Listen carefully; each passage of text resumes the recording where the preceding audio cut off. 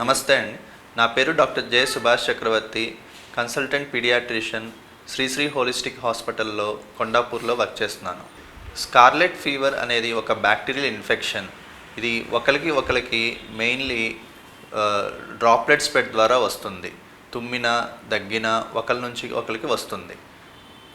వాళ్ళ లక్షణాలు ఏంటంటే బాగా జ్వరము, చలి జ్వరము, దగ్గు, గొంతు నొప్పి, గొంతులో ఉన్న గ్రంథులు వాపు ఇలాంటివి కనపడతా ఉంటాయి. ఒంటి మీద ర్యాష్ వస్తుంది, అది కొంచెం రఫ్గా ఉంటుంది, శాండ్ పేపర్ లాగా. ఇది ట్రీట్మెంట్ వచ్చేసి ఓరల్ యాంటీబయాటిక్స్, ఎక్కువ మంచినీళ్ళు తాగటం, సాఫ్ట్ డైట్ ఇవి తీసుకోవటం మంచిది.